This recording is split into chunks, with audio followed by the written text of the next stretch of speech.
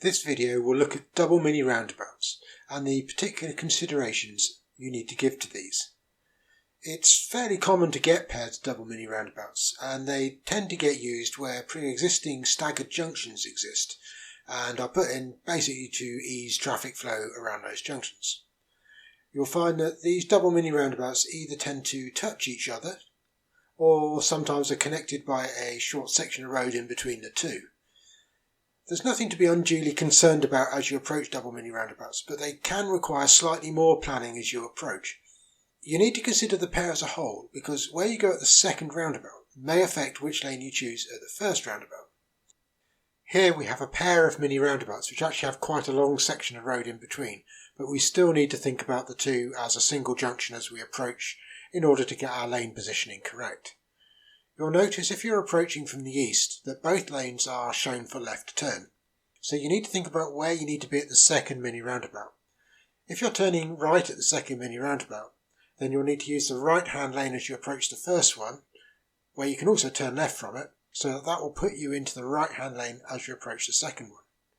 If you're going ahead at the second mini roundabout, taking the first exit, then you'll want the left hand lane as you approach the second roundabout, which means that you want the left hand lane as you approach the first one in order to turn left to get into that left hand lane.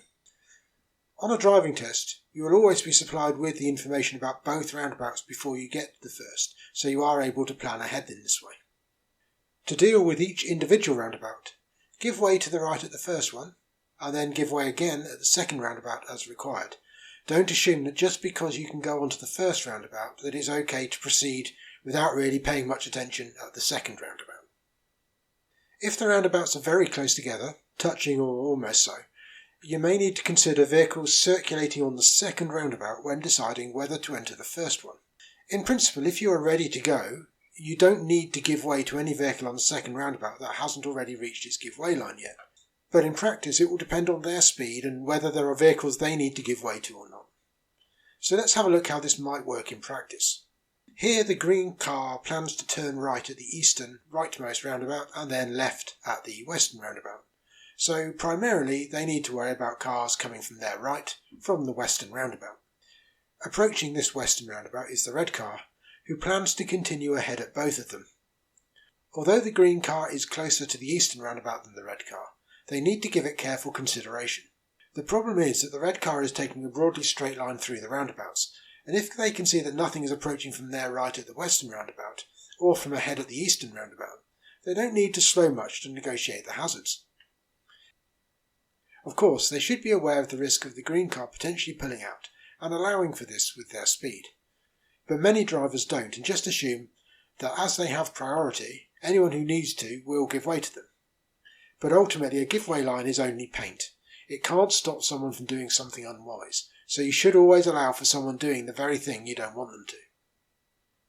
So what the green car now needs to calculate is whether they can get to the new position shown with the red car no further forward than indicated. If you aren't confident that you can easily clear the path of the approaching vehicle without causing them to slow down or alter course, don't go. So recapping these double mini roundabouts. Think about both roundabouts and where you are going as you are planning your approach. Where you go at the second may influence where you are at the first roundabout. Make sure you watch for any road signs or markings that give information about where to position on approach. Check whether you need to give way at each roundabout. Don't assume, because you can enter the first one, that you can cross the second one without looking.